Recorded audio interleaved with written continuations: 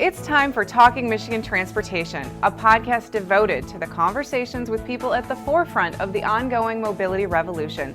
In the state that put the world on wheels, here's your host, MDOT Communications Director, Jeff Cranston. Hi, once again, welcome to the Talking Michigan Transportation podcast. This week, I'm going to be talking with Lloyd Brown, a multi-time visitor to the podcast now. He is the Director of Communications at the American Association of State Highway and Transportation Officials, and he and his colleagues are following closely as Mayor Pete Buttigieg, I think soon to be Secretary Pete, makes his way through the confirmation process in the Senate for the U.S. Department of Transportation Secretary. Lloyd, thanks for taking time to do this. Pleasure, always. So, what are you hearing? Just to start with, I mean, you saw some or certainly read plenty about the hearing, just as I did, and it was really quite amicable all the way around. I think there were a couple of moments of a little pushback, but overall, a lot of bipartisan admiration and support for the nominee. Well, I think that's one reason why when Mayor Pete, and now Secretary Designee Pete was selected for this position, that those of us in the transportation business were so excited. He's really known as somebody who builds relationships. He's very he's somebody who builds networks and seems truly interested in the issues and learning the issues. He also is somebody who I think has a serious mind for policy based on some of the things that we've learned about how he was leading his city in Indiana. So there's a lot of positives and really not a lot of surprises that he had such a nice, easy confirmation hearing yesterday. So I listened early this morning to the Argument podcast that the New York Times produces that's always pretty interesting. And they had a discussion with Jared Bernstein, who, as you know, is going to be an economic advisor in the Biden administration. And he was really bullish on the chances of getting some kind of infrastructure plan. I think Michelle Goldberg even joked, about Infrastructure Week, which has almost become like a parody of itself. But he seemed to think that, he said that every time that he had talked to people previously when he was in Congress, that Republicans would take him aside and say, it's really only this current administration that's holding us back. We think there are some things we can agree on. And that was certainly one of them. I kind of feel like there's a question here, by the way, but I kind of feel like I've been hearing this for so long that the one thing there's bipartisan support on is infrastructure. And it's like the only bipartisan agreement is that we need to do something about it. I don't know that there's much bipartisan agreement for where the revenue comes from. Do you? No, and that may be, once again, the thing that brings down the whole idea of it. But what we're really looking at, and I think we talked about this before, is that early on in, I don't know if it'll be the first 100 days, but early in the Biden administration, we are going to see some sort of stimulus program. Maybe not exactly like the 2009 Recovery and Reinvestment Act, but it's going to be along those same lines, where you're going to see a significant investment on the part of the federal government in some infrastructure that would probably include things like broadband and probably include some green energy and things of that nature, but would also include transportation investments. And what those transportation investments would look like is not real clear at the moment, but you got to believe that it's going to be more focused on things that are more multimodal, things that are probably targeted around making the existing system more resilient, and that has some sort of nod toward equity and inclusion in this initial package. There's this looming reauthorization discussion that comes later in the year because the current transportation bill expires at the end of September. So there's really two bites at the apple, perhaps, but those of us in the transportation business are really looking at, early on, perhaps this spring at some point, that there'll be a package that comes forward. And again, the question is, where does the money come from, and what does it prioritize in terms of what it pays for? Well, so I'm guessing that you read the story and saw the thing that's being floated that some business allies of the Biden administration are pushing for a carbon tax as one means of funding infrastructure. Going to the point you raised about what the nominee secretary to be Buttigieg said in his hearing, you think that gets any traction? Well, I think that there is an appetite right now for moving on and moving beyond the gasoline tax. Right after Secretary Designee Pete Buttigieg's confirmation hearing, I'm still figuring out how to talk about him. I think How to refer to people are him. going to settle on Secretary Pete. That's my guess. Yeah, well, okay, we'll use Secretary Pete. But I think what you're going to see is that, or right after his hearing yesterday, the administration came out and said we're not going to go for a gas tax, and so that put a real chilling effect on anybody who still believes that with the new administration that there'll be any sort of additional discussion of increasing the fuel tax that we have now, that's been stuck at the same level since the early 90s. But even more so this afternoon, Earl Blumenauer, congressman from the Northwest, came out and said he's moving on from recommending a federal gas tax increase. He's abandoning that idea and he's moving forward with some other ideas. He just says, that there's just no ability to get that done. So I think that you're going to see different ideas floated, and perhaps a carbon tax is one of those. And it's certainly something that, in the state of Washington, Governor Inslee has been pursuing. And in Oregon, where Earl Blumenauer hails from, there's the VMT fee, the vehicle miles travel fee. So there are some other options on the board, and I think technology is catching up and could allow us to get at least some case studies and some testing done along those lines, even further to build that knowledge of how it all would work. Yeah, I kind of thought Blumenauer, because of that, what Oregon has done and been on the leading edge of VMT and exploring other methods, that as much as anything is the fact that, we've been talking about this for this long and nothing's happening anyway, that he was also just kind of saying we've moved beyond that as even a good way to pay for, transportation, that fuel tax is antiquated. And sometimes disingenuously, you'll hear critics of the fuel tax bring that up only because they don't want to have to take that tough vote. And it's not because they're that interested in VMT or something else either. It is very curious, I think. Well, the fuel tax is a user fee that is easy for everyone to hate, depending, regardless of what perspective of the political spectrum you come from. It's regressive. It props up and continues to depend upon a carbon-based fuel system. So when you're looking at progressive policies and people who advocate for those, if you can get to a vehicle miles traveled fee, or you can get to some sort of carbon funding, then you're gonna be checking off a couple of different boxes. And I think that so you will see more discussion of that. I just don't know how far along they really are in developing a bigger plan, but I wouldn't be surprised if we got a lot more conversation around that funding source, because honestly, that continues to be and has been for 15 years the thing that is holding back significant investment in the transportation system. Well, it's interesting to me, to us in Michigan, because Michigan-based Dow Chemical has a former CEO that's among the business allies that's advocating for this.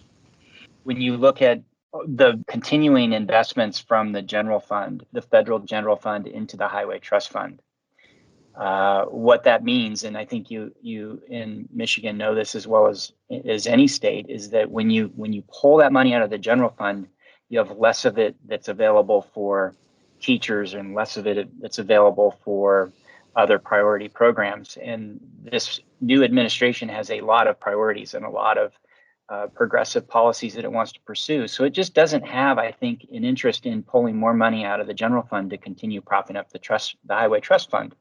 So that puts an even greater emphasis on trying to figure out and needing to figure out where the funding is going to come from to pay for either a stimulus or even the reauthorization of the federal surface transportation program later this year. Well, let's listen to what the secretary nominee had to say along those lines. I mean, he actually used the words autocentric in his hearing. There are so many ways that people get around, and I think often we've had an auto-centric view that has forgotten historically about all of the other different modes. And we want to make sure anytime we're doing street design that it enables cars and bicycles and pedestrians and businesses and any other mode to coexist in a positive way. And we should be putting funding behind that. So what do you think about that? Him saying that we want to make sure we're doing a street design that enables cars and bicycles and pedestrians and other modes. And you and I talked about that the last time back when he was first nominated more than a month ago, and it was all very fresh. And it sounds like he didn't really shy away from saying things that he knew some folks yesterday might not like. Well, at the end of the day, if you're focused on a multimodal system, and what that means is giving the people who use the transportation system the ability to choose a transportation mode that fits their needs, and then a system that runs efficiently and safely, you're going to be on the right path. And from our perspective, state DOTs have been looking at this and prioritizing these sort of pedestrian centric designs where they are most appropriate. For instance, you're not going to put a bike path on a major interstate going across Oklahoma, but there are other ways that you can build out infrastructure that will support enhanced safety, support quality of life, and help people move freely throughout their community, whether they're on a scooter or whether they're on a skateboard or they're driving a car. And from that perspective, there's a lot to like about how Mayor Pete is approaching what he's described to his confirmation committee, and we're, I know, looking forward to working with Secretary Pete and his administration as they get to implementing their programs. So I'm going to put you down as solidly against a bike path on an interstate going through Oklahoma. Sure. Having recently driven across country in a bid to avoid COVID exposure on an airplane, and taking my child back to college. I know all about the interstates, and there's certainly some places where people should not be walking or riding their bicycle just because the vehicles are going so fast, and it's just not built for it. It's not appropriate. But I also ride my bicycle a lot, and I live in a very walkable community because I value those things, and I want to see people able to safely utilize the transportation system regardless of the mode that they opt for. Well, and there's obviously a solid safety imperative there too, and he also addressed that, and I know you talked about that with some passion the last time we had this discussion, and he did send what I think, at least I know the folks at Streets Blog considered a pretty positive signal about ending, trying to reduce traffic deaths and Vision Zero. Let's listen to what he said about that. Well, over the course of my lifetime, we've made a lot of gains as a country on dealing with the effects of drunk driving on road safety and fatalities, only to see distracted driving rise to become a new and deadly effect. I believe the number stands at something on the order of 36,000 or 38,000 at last count lost in a single year to crashes on the road. We cannot accept that, and we need to move toward a vision where every trip is a safe one, whether it's long or short, on any of America's roadways. Did that go far enough to make people think that he's very serious? Very few people oppose a safe transportation system at its most basic concept. The issue comes in when you get down to where are you going to apply the money and what programs are you going to prioritize. I think that the experience that Secretary Pete has had in Indiana, in his community, developing a walkable community and a community that enhanced his downtown and rebuilt his downtown, kind of is an unsurprising reference and roadmap on how he's likely to roll out some programs for the broader nation, and it's really in line with where a lot of state DOTs are already focusing. Let's look at when we have to build additional capacity, we will, but we also need to take care of what we have, and we also need to look at what are the investments that can make communities more livable with a higher quality of life and support our economy. But it's all got to be built around safety first, and that's what I heard. Well, and you also, you're familiar with what NHTSA did, trying to put a finer point on this issue because so many states, like I referred to on last week's podcast, and actually a couple others during the summer, so many states like Michigan saw a tremendous spike in speeds and crash deaths despite traffic being greatly diminished by the pandemic. I'm still not sure that that's got enough attention from media, from lawmakers, from policymakers, and everywhere. I mean, we should be. I mean, that's another group of deaths that you can attribute to the pandemic, basically. So I kind of wonder what you think about that. Well, I think that a lot of us in the transportation industry were quietly taken aback by watching the statistics this year and unnerved a bit that even with the public outreach efforts that we've done, going back to, I think, the first major siren and alarm came out of California in as early as May, with some major enforcement. And in Arizona, I think, had an early enforcement effort as well. But just watching the numbers climb and the discussions nationally within the industry, it's really disconcerting that we're in this situation. And it comes back to the fact that people, given the opportunity, they're driving vehicles with lots of power, and they have a false sense of safety, and they get out there and they drive too fast. So we I think in the transportation business, I think are becoming more aware of the need to design facilities that not only are safer in their construction, but safer in how people exist within them, how they drive them, how they maneuver them, how they walk them. More of a safe systems approach, I think, is the term that's becoming more common these days, and figuring out ways to design the facilities to enhance how people behave in a safe way. We're never going to be able to completely human-proof the system. I think that's why I feel like the technologies that are being developed, that'll eventually get us to higher states of automated driving are the only way we're ever going to really make a dent in crashes and crash deaths. I know that there are people that are still going to be skeptical for a while, and they're going to be concerns about that. But, the bottom line is we're humans and we're going to make mistakes. Right. And driving is a very complicated thing. And anybody who's taught somebody who's never driven before how to navigate the streets around the Washington, D.C. area can attest that it is a very complicated thing to operate a vehicle with all the other drivers out on the road at the same time.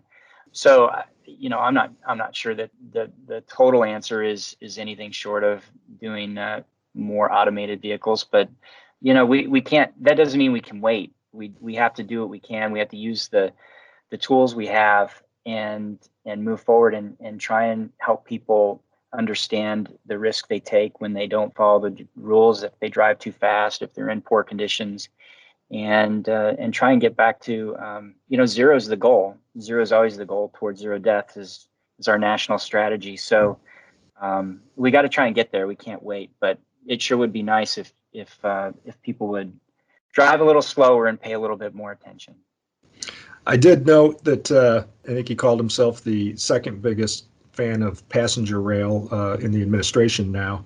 I had read some of that, and obviously we could presume, given where South Bend is and along the Amtrak corridor between Detroit and Chicago, and also near the South Shore, which is a very popular way for people to make their way into Chicago from that area, that he was a rail fan. But it was interesting to hear him give such a full-throated support and love for passenger rail. Again, this comes back to funding and where the funding is going to be prioritized. But you certainly can see a scenario in which higher speed passenger rail, especially along the eastern corridor, the I-95 corridor, and between some of the closer together Midwestern states, probably we'll see some additional funding. The state-led high-speed rail corridors or passenger rail corridors have been managed pretty well, and they have been the projects have been built out successfully, and so you could see some additional investment. I think where you're going to see some question marks and maybe even some questions about whether they remain viable or the longer distance Amtrak routes, but we'll see where that shakes out. You can be a fan of rail and still think that doing a full cross-country Amtrak route may not be the best thing. Well, is there anything else that you want to mention that you're hearing about what a Pete Buttigieg US DOT will be like, or insights that you gleaned from yesterday? I think you're going to see some significant interest in propping up the urban transit systems and helping out the rural transit systems as well. A lot of people don't realize that most state DOTs are the ones that operate or are the pass-through funding for the rural transit that literally are lifelines for rural communities that help people get to clinics for their health care, help people access shopping, to receive their food. I mean, these are really, really important services that are provided and often paid for largely by the federal government and passed through through the state DOTs. And they've struggled. And the urban transit systems have struggled mightily as people have not gone to work in the core of their urban communities. And so that leaves us at a question on, if you're a city like Washington, D.C. or San Francisco or New York, you've got a system built on trying to handle this mass amount of people. But if people don't go back to their offices again, what happens to these employment centers, and how do you support a dispersed population? So a lot more conversation around transit and what it looks like to support and maintain the rural systems, but then also the urban systems. No, that's an excellent point. I'm glad you brought that up, because people tend to think, and this is definitely the case in Michigan, that when you start talking about transit and buses, that you're only talking about Grand Rapids and Detroit and Lansing and Flint and Saginaw and Kalamazoo, when in fact many of those rural counties, especially in the very rural stretches of the northern part of the state, do rely on those local transit systems, and they are very important to people's lives, their livelihood, and their, like you said, their medical care and all kinds of appointments. So I think it's a real something we should underscore. So thanks, Lloyd, for taking the time to do this. I'm going to be really eager, I know you are too, to see how things go once he's in place and starting to make some of the changes that we've talked about.